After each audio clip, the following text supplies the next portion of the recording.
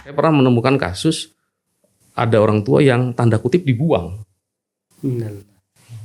Artinya di sini juga bahwa orang tua harus siap memang dengan perubahan-perubahan, dengan harmonisnya sebuah keluarga. Nah, apalagi kalau menurut saya, Pak Bisri ya, kalau bukan fondasi agama. POTS, Podcast Tarbiyah Sunnah. Assalamualaikum warahmatullahi wabarakatuh. Alhamdulillah wassalatu wassalamu ala rasulillah wa ala alihi wa sahbihi ajmain amma ba'd. Alhamdulillah kita dapat melanjutkan kembali program POTS, Podcast Tarbiyah Sunnah bersama Ana Bisri. Dan alhamdulillah pada kesempatan kali ini kita kedatangan tamu istimewa. Jauh-jauh dari Cirebon, alhamdulillah. Beliau adalah Bapak Suryadi. Beliau merupakan dosen dari Fakultas Usuluddin Adab dan Dakwah IAIN Syekh Nurjati Cirebon. Selain itu beliau juga merupakan kandidat doktor dari Pendidikan Masyarakat Fakultas Ilmu Pendidikan UPI. Pak Suryadi, bagaimana kabarnya Pak? Alhamdulillah. Sehat. Masya Allah. Sudah ini ya Pak, sudah fit ya. Padahal pagi tadi baru nyampe dari Bandung ya. Alhamdulillah. Sekarang sudah ngisi podcast. Jazakallah khairan Pak atas kehadirannya. Iya. Para pemirsa, kita akan membahas suatu tema yang cukup menarik, yang mungkin bagi kalangan akademis ini sangat menarik. Ya, jadi ini tema yang akan kita angkat adalah pendidikan andragogi. Nah, pendidikan andragogi itu apa? Kita langsung bincang-bincang bersama Bapak Suryadi. Pak Suryadi, mungkin pendidikan andragogi itu sudah banyak di masyarakat ini, namun cukup asing. Andragogi itu apa? Padahal kan pelaksananya sangat banyak sekali, marak sekali ya. Tapi apa sih pendidikan andragogi itu, Pak? Baik, makasih Kang Bisri, Pak Bisri. Jadi mungkin sedikit saya agak ini dulu mengevaluasi dikit. Jadi sekarang udah menjadi saya di Fakultas Ilmu Dakwah dan Komunikasi. Seperti UIN lainnya, karena mau menjadi UIN kita ya. Oke, Pak. Jadi bukan adab dan dakwah lagi ya? Dulu itu betul. Tapi sekarang udah tadi ya, dakwah dan komunikasi. Dakwah dan komunikasi. Betul sekali yang disampaikan oleh Pak Bisri. Memang sebetulnya andragogi itu kalau dari terminologinya dulu ya. Jadi andragogi itu dari bahasa Yunani. Dia ander dan agogos ya. Jadi ilmu tentang orang dewasa, ilmu pendidikan yang membantu orang dewasa untuk belajar. Dan itu berbeda dengan pedagogi. Mungkin Pak Bisri udah hafal ya, pedagogi, paidas dan gogos ya. Nah itu berarti ilmu mendidik anak-anak. Pasti beda ini. Karena nanti karakteristik anak dan orang dewasa itu sangat berbeda.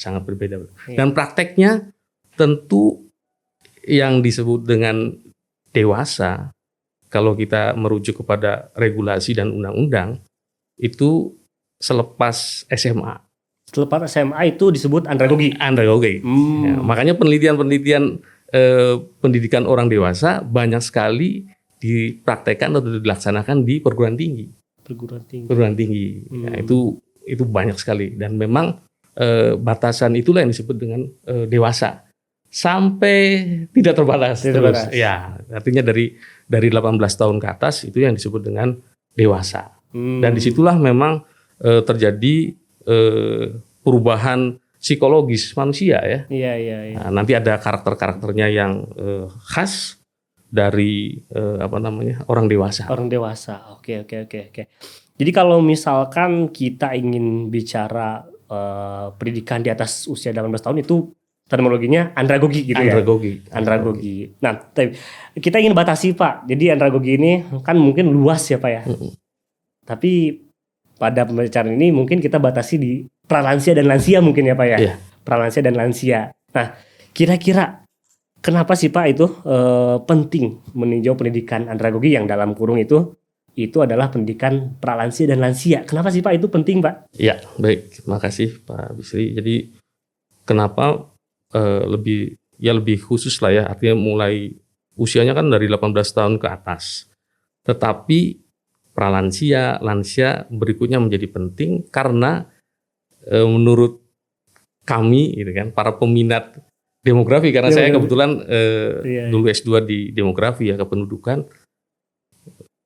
Mungkin 2035 atau 2040 itu kita masuk sudah menjadi penduduk menua, fase aging population. Dan sekarang pun sudah fase awal. Karena Kemenkes menetapkan di atas 10% penduduk lansia yang 60 tahun plus. Nah, itu sudah mulai masuk fase awal penduduk menua. Nah, sedangkan kita posisi saat ini kalau kita ngelihat ini ya, saya ngambil dari data dari BPS, Badan Pusat Statistik kita, Indonesia tentu saja 2023 belum rilis Pak Bisri, karena biasanya akhir tahun dan resmi di launchingnya biasanya tahun depannya. Sebenarnya September udah bisa udah punya mereka. Karena tadi biasanya 2002 itu posisi kita udah 10,48%. 10%. Ya, 10 sekian sampai 11 lah, 10-11. Hampir kurang ya, 10,48. Iya. Dari penduduk kita tercatat di BPS itu 776 juta. 200 juta. Itu se-Indonesia. Berarti kurang lebih itu 10%-nya Pak ya? Itu 10,48. Oh, berarti sangat penting sekali Pak ya kita meninjau itu ya. Ya. Memberikan perhatian untuk usia segitu gitu ya.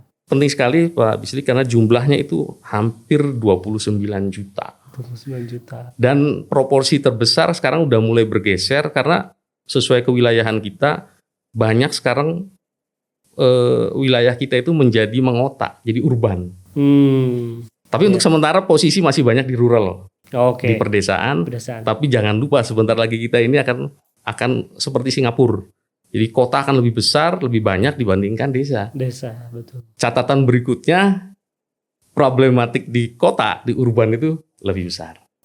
Betul. Jadi nanti ke depan saya coba akan sampaikan beberapa hal permasalahan lansia ya. Iya. Jadi itu sangat penting Pak Bisri, dan dari proyeksi penduduk yang dirilis juga oleh BPS bekerja sama dengan Bappenas dan UNFPA, 2025 diperkirakan kita udah 11,8%. 2000 ini 5 tahunan ya, 2030 kita sudah 13,6%. Dan 2035 udah 15,8%. Masya Allah, cukup banyak Pak ya. Dan itu akan terus meningkat ya? Akan terus meningkat. Prediksinya akan terus meningkat ya. Jepang itu 2020 itu sekitar udah 24%-an. Dan dia paling tua. Komposisinya, persentasenya paling tua. Iya. Ana pernah melihat Pak, jadi di suatu video gitu ya, di Jepang, di pedesaan Jepang, itu memang khusus orang-orang atau bukan khusus sebetulnya, di awalnya memang itu ada kalangan muda dan juga kalangan tua, tapi waktu berjalan yang muda itu pergi ke kota dan itu dewasa semua gitu. Betul. Dan sampai-sampai katanya di Jepang itu memang kekurangan anak muda katanya ya. Iya. Dan itu juga bisa terjadi di kita juga ya. Iya, itu makanya setelah 2040 Pak Bisri, jadi begitu aging population itu bersamaan dengan usia produktif kita menurun. Makanya itulah batas dari bonus demografi. Jadi bonus demografi itu terjadi ketika usia produktif paling banyak proporsinya. Nah disitulah nanti lansia paling banyak nantinya. Jadi beban ketergantungan. Sekarang kan kita lagi masa bonus demografi ya, masih. Nah, tapi nanti ke depan kan itu akan yang menjadi bonus demografi itu menjadi lansianya gitu ya. Lansia jadi banyak. Nah ini jadi masalah berikutnya. Iya itu jadi masalah. Jadi harus kita perhatikan ya Pak ya. Ya makanya kesehatan, permasalahan produktivitas tidak mesti ekonomi sebetulnya. Tapi paling minimal dengan mereka tetap produktif itu sehat. Iya. Nah disinilah sebetulnya peluang kalau saya. Oke. Sebelum masuk peluang Pak, itu kita pingin tahu dulu nih. Kan tadi sempat anak pribadi sempat merasa terpetik dengan karakteristik andragogi dan pedagogi itu berbeda. Ya, kita tahu berbeda, tapi secara teori itu bagaimana bedanya, Pak? Secara teori itu ada yang pernah mengatakan bahwasanya memang setelah dewasa itu orang tua jadi kembali anak-anak lagi atau gimana itu yang menarik itu karakteristiknya bagaimana sih Pak untuk pendidikan pra-lansia ataupun lansia. Afwan Pak, pra-lansia ini berapa umurnya? 40 tahun atau 45 tahun ya? Kalau agama Islam 40 ya. Tapi saya merefer ke Kemenkes itu 45. 45 45 itu pralansia. Jadi sampai 60 tentunya ya. 60 disebut lansia. 60 ke atas lansia gitu ya? Ya lansia. Dan lansia itu sebenarnya dibagi 3 kalau menurut BPS Kemenkes itu ada lansia muda, lansianya saja sama lansia tua. Nah gitu. Iya, Jadi karena mereka ini ya di situ juga ada banyak perbedaan kemampuan fisikalnya ya. Iya. Karakteristiknya berbeda gitu ya. Oh, iya. Nah, balik lagi ke yang tadi Pak, pertanyaan tadi Pak, bagaimana karakteristik Ya. andragogi itu? Jadi sebetulnya ini yang harus diperhatikan sama para pendidik. Dan umumnya sebagaimana di Jepang yang tadi Pak Bisri sebutkan bahwa yang akan menampung kebutuhan belajar lansia karena mereka tetap masih butuh belajar. Belajar itu nggak akan berhenti. Ya, bukan pendidikan loh ya, belajar. Belajar itu nggak ada berhentinya. Kalau sekolah ada berhentinya, kita harus lulus ya. Betul. Tapi kalau belajar nggak ada berhentinya. Betul. Nah, pendidikan non formal dia akan paling banyak menampung lansia tentunya. Ini ya. Dan itu merupakan salah satu juga aplikasi dari lifelong learning.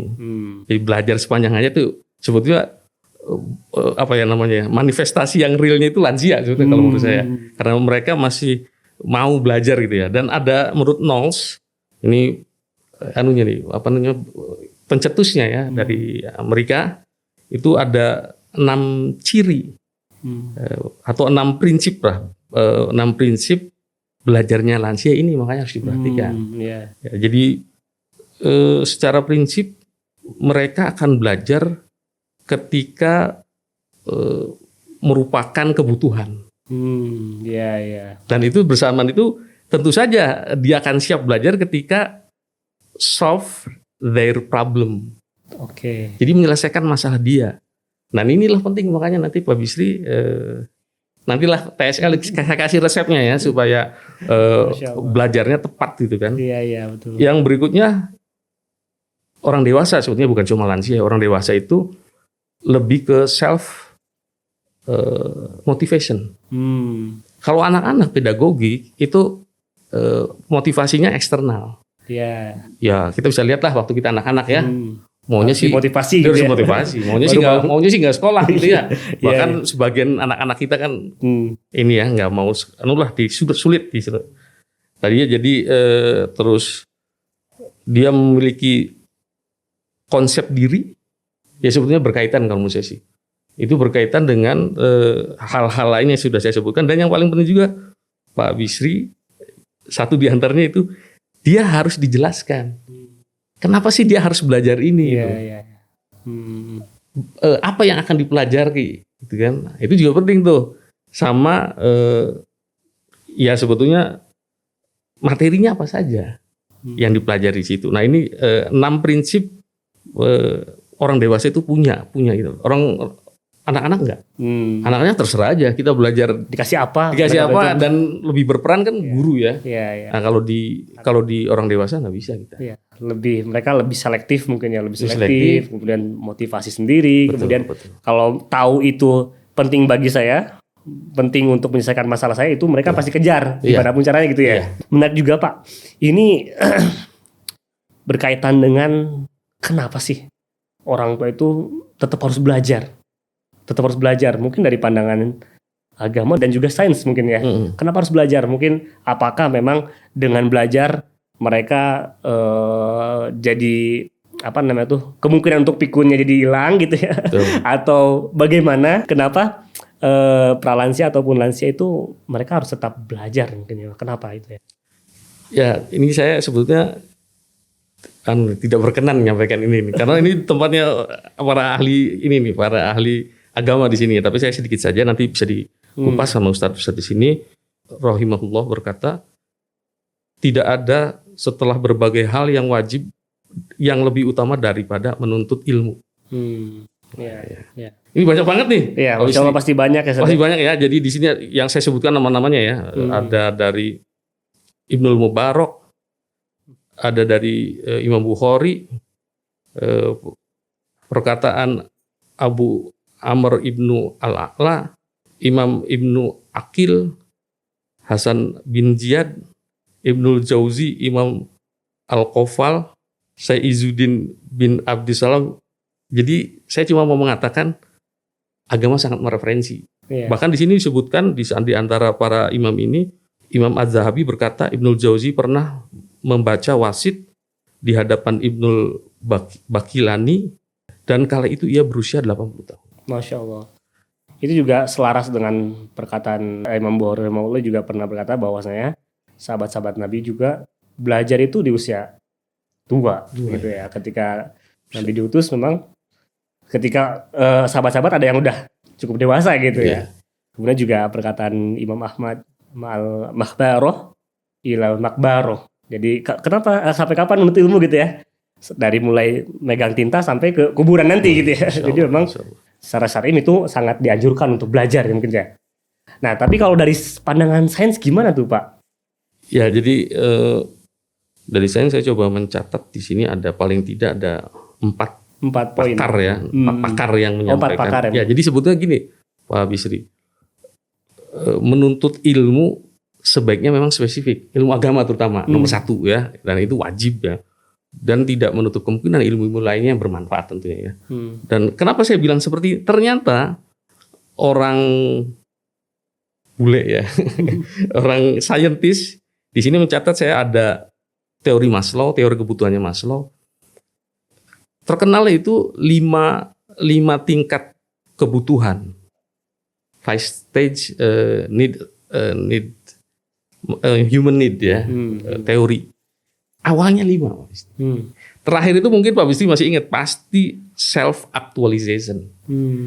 Tapi terakhir Maslow menambah self transcendence. Berkaitan dengan dia dengan Tuhan. Dengan gitu ya. Tuhan. Jadi kebutuhan terhadap pendidikan lebih spesifik agama itu ternyata disinggung dan nilainya tinggi ya, Masya Allah. Begitu berikutnya ada Viktor Frankl juga sama, man search the meaning.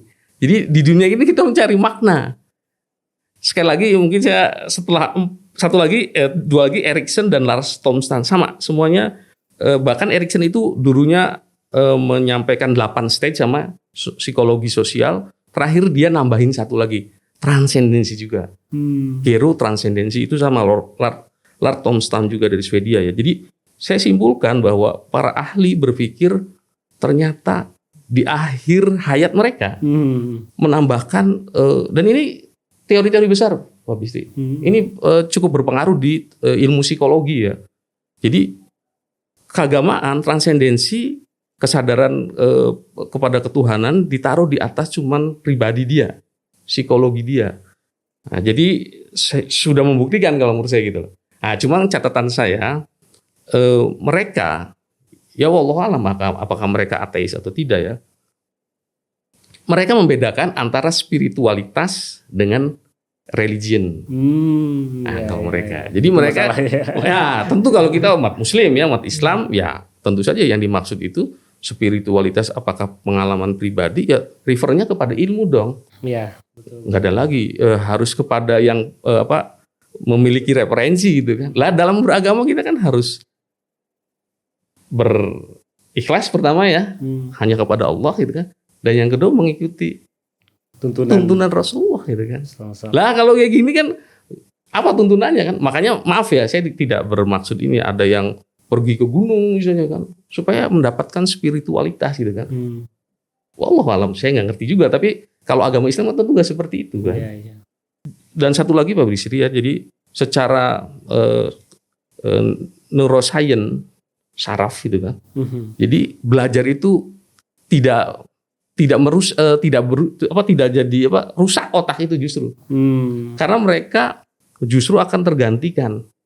Saya pernah baca artikel seperti itu. Jadi justru dengan belajar itu, insya Allah gitu kan, para bapak dan ibu ini akan terhindar dari Alzheimer, kepikunan gitu ya, gitu kan, dan tetap dia produktif gitu kan. Seperti pisau Pak ya, kalau diasah kan tetap tajam ya. Tetap tajam. Kalau nggak diasah tumpul nanti lama-lama ya. Jadi gitu. Saya sih sangat refer gitu kan kepada lansia untuk tetap produktif, Iya.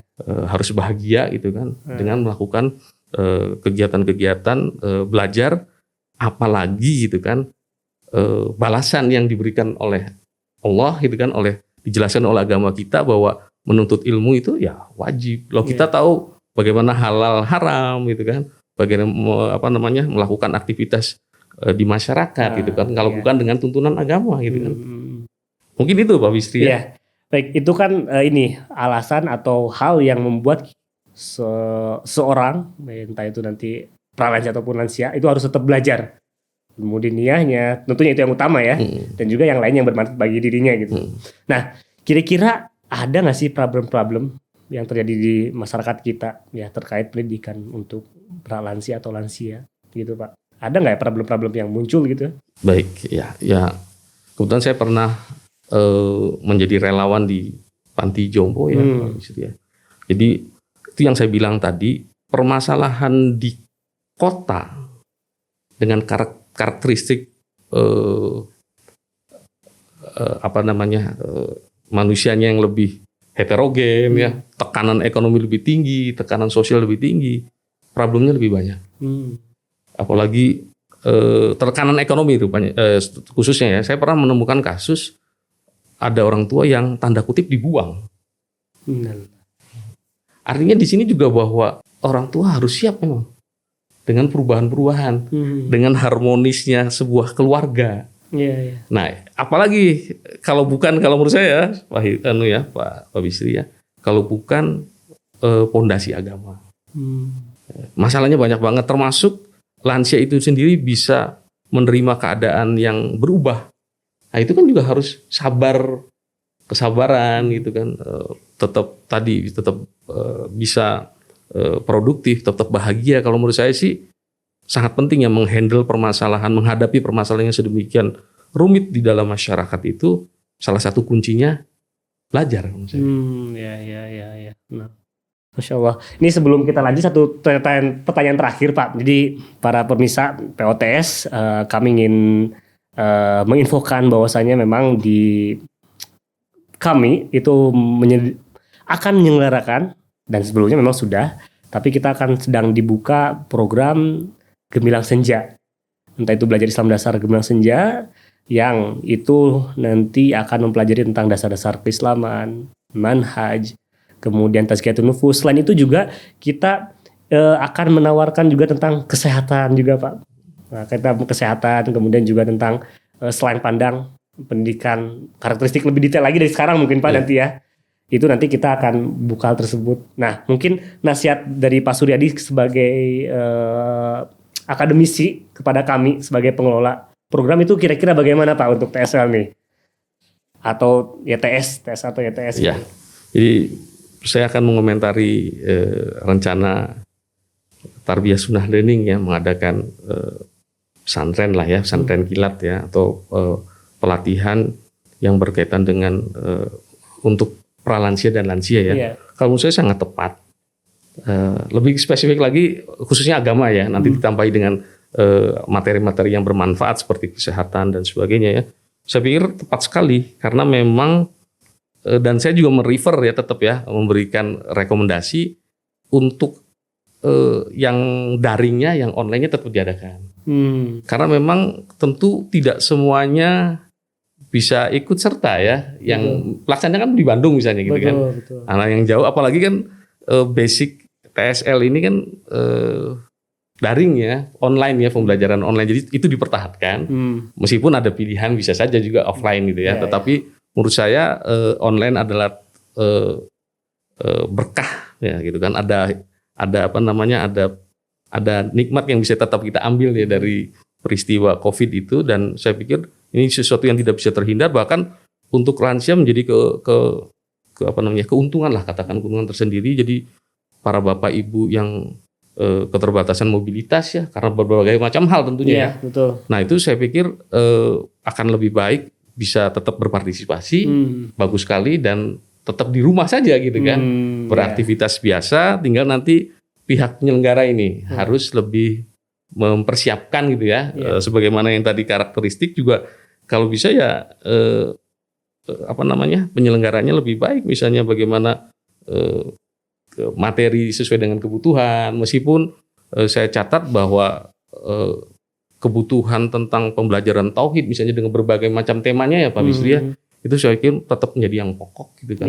Yang berikutnya nanti kebutuhan-kebutuhan para lansia yang mungkin kan tidak semuanya seperti saya sendiri kan bukan jebolan pondok gitu ya. Mungkin perlu diingatkan kembali misalnya kan sholat seperti apa misalnya gitu kan, ngajinya mungkin saya pikir bagus sekali dan semoga tetap konsisten PSL, tetap ada pembelajaran daringnya karena akan bisa menjangkau banyak peserta itu kan, bahkan bukan cuma Indonesia ya, berharap di luar negeri juga bisa ikut, dan saya pikir ini menjadi ciri khas TSL jangan dihapus yang seperti itu. Masya Allah, siap. Baik Pak, jazakallah atas waktunya. Alhamdulillah para peserta yang dirahmati oleh Allah, kita sudah masuk akhir program POTS. Mudah-mudahan di waktu yang akan datang kita akan kembali lagi di tema-tema yang lainnya. Barakallahu fikum, kita tutup. Assalamualaikum warahmatullahi wabarakatuh. POTS, Podcast Tarbiyah Sunnah.